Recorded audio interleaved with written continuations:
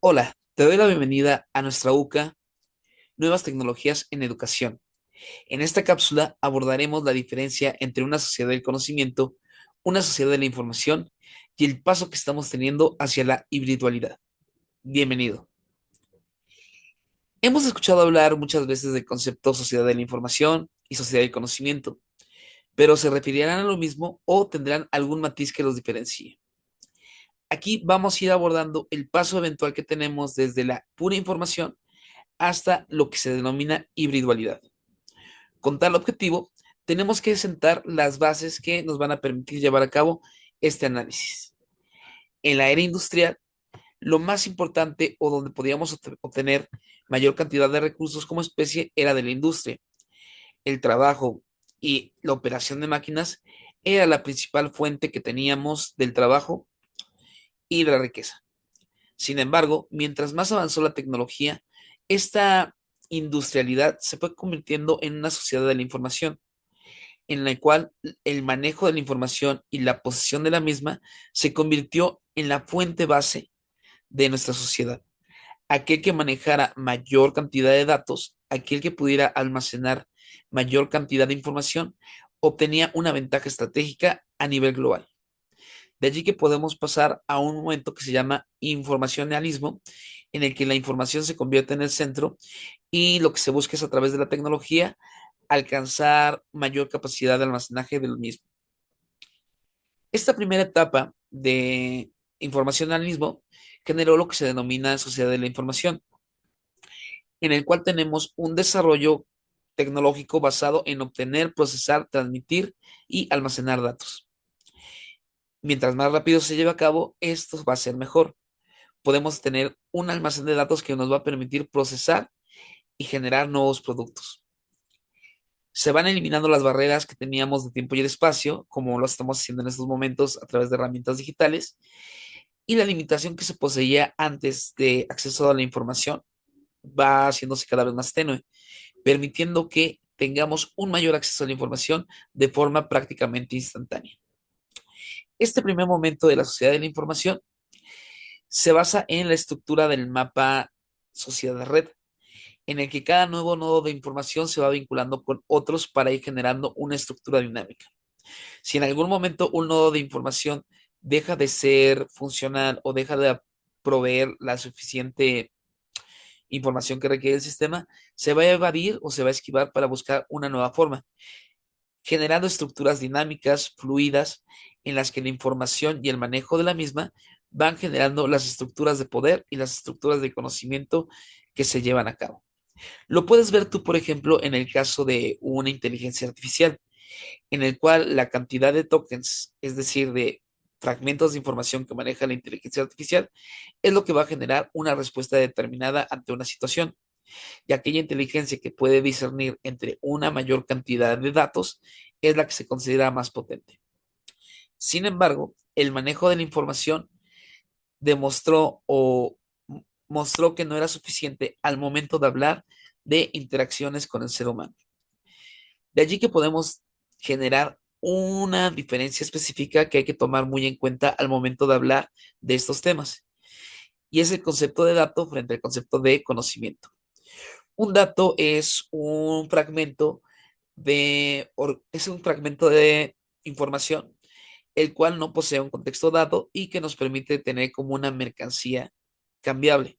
Mientras más datos tenemos, muchos más podemos obtener como recursos.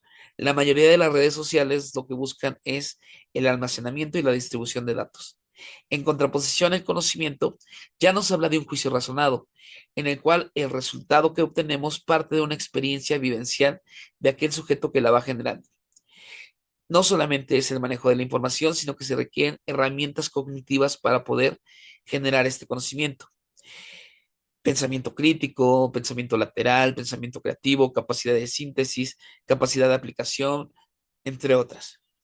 De allí que la sociedad del conocimiento, aunque requiera la sociedad de la información, no se limita a ella. La sociedad del conocimiento rebasa por mucho la sociedad de la información, puesto que es un proceso de interiorización, de comprensión, de discernimiento y de crítica de los datos obtenidos, con un objetivo en concreto.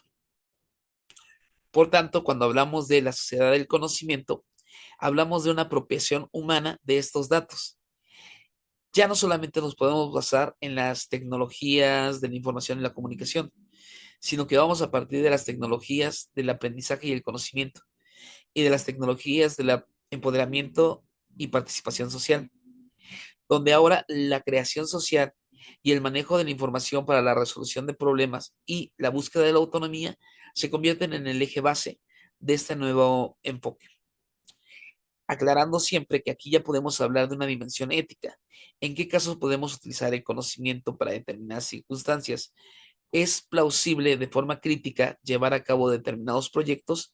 ¿Y cómo podemos poner un límite al uso de la información sin crítica? Como ejemplo de esto podemos ver cómo las inteligencias artificiales, aunque manejan datos, necesitan una retroalimentación humana para poder discernir entre una respuesta válida y una respuesta que, aunque tenga datos ciertos, puede ser conflictiva. Por tanto, el objetivo principal que manejamos en la sociedad del conocimiento es el poder empoderar al ciudadano para que actúe críticamente y a partir de esa crítica poder mejorar y transformar su sociedad. Navegar a través de la información para el beneficio de la persona y de la sociedad. Frente a esta dualidad de sociedad de la información y sociedad del conocimiento, llegamos al siglo XXI y podemos ver cómo hay una marcada diferencia entre estas dos formas de analizar el mundo. Mientras que en la sociedad de la información nos centrábamos en problemas técnicos, en la sociedad del conocimiento nos enfocamos en problemas de capacidad humana y de procesamiento de información. Ya no hablamos de acumulación en la sociedad del conocimiento, hablamos de la capacidad de criticar, reflexionar y crear a partir de esa información. En la sociedad de la información existía una brecha digital. En la sociedad del conocimiento hay brechas cognitivas a las cuales nos enfrentamos día con día. Mientras que la sociedad de la información, en última instancia, los datos responden a una lógica mercantilista y de la eficiencia, en la sociedad del conocimiento lo que se busca es encontrar un desarrollo sustentable, sostenible y en búsqueda de una justicia social. Llegando a un punto álgido, esta transformación de la sociedad de la información a la sociedad del conocimiento, con lo que ocurrió en los últimos años del siglo XXI. Con la llegada de la pandemia por COVID-19, la crisis global y los grandes cambios que tuvimos a nivel tecnológico, como la aparición de forma masiva y comercial de la inteligencia artificial generativa, nos pudimos dar cuenta cómo se presentaban nuevos escenarios desde los cuales teníamos que empezar a construir. Ya no un escenario en el cual tomáramos en cuenta lo virtual y lo presencial, sino empezar a hablar de una hibridalidad en la que la presencia constante del mundo digital y el mundo físico es la realidad de cada día. No nos podemos desprender ya de estos aparatos, puesto que constituyen parte esencial de nuestro recurrir en el día con día de cada uno de nosotros, sin importar si somos ebanistas, si somos psicólogos en formación, si somos profesores, la individualidad es una realidad que poco a poco se va haciendo de forma global y que no obstante sigue presentando retos en cuestiones de desigualdad social, en problemas de integración y problemas éticos, como los que pudimos ver en el incidente crítico de nuestra asignatura. Sigamos explorando y sigamos revisando estos materiales para ver qué papel juegan las nuevas tecnologías en educación para la formación de un psicólogo. De antemano, te damos las gracias de parte del claustro docente de la carrera de Psicología a Distancia.